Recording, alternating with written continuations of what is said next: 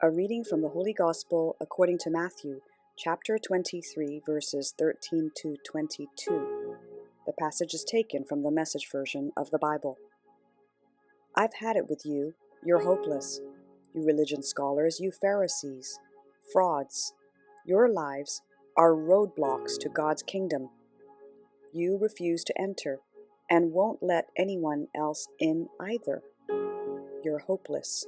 You religion scholars and Pharisees, frauds. You go halfway around the world to make a convert, but once you get him, you make him into a replica of yourselves, double damned. You're hopeless. What arrogant stupidity.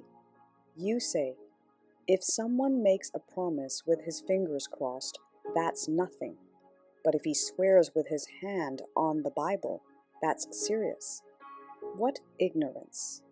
Does the leather on the Bible carry more weight than the skin on your hands?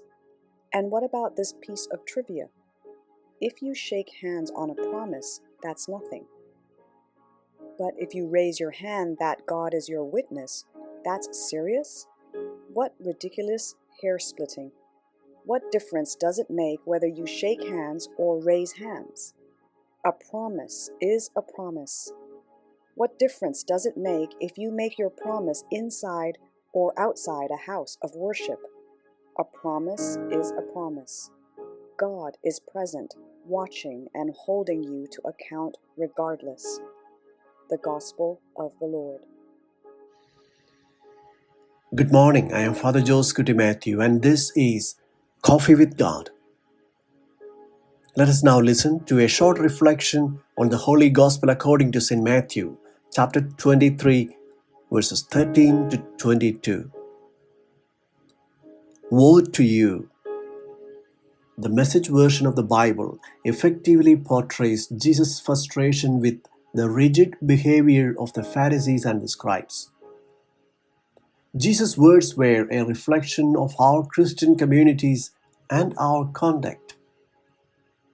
Over the next 2 days, we will examine the 7 woes or the griefs that Jesus denounces against corrupt religious leaders. This stands in contrast to the list of beatitudes that Jesus proclaimed in the Sermon on the Mount. The first woe is directed towards those who prevent others from having faith in God. The Pharisees used their authority to make it very difficult and burdensome for regular people to follow religious rules. When Matthew wrote the Gospel for Jewish Christians, he might have been referring to the strong resistance from the Jewish leaders to accept Jesus.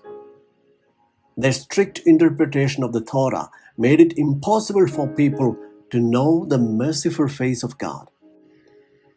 Many people in the church say they believe in Jesus, but their actions can actually push people away from Him.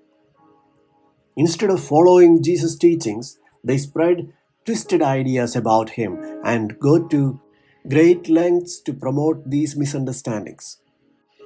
It is not uncommon to encounter Catholics who use disrespectful language when discussing the Pope, bishops, priests. They profess themselves as protectors of the faith, but their actions are uncharitable and unchristian. The issues that the church faces today are a lot like the ones that existed in Jesus' time. We see the abuse of authority and power every day, whether in the church, the government, or business, leading to all kinds of greed and corruption. It's crucial that we as a community engage in self-reflection and address these issues, leading to a more just and compassionate society.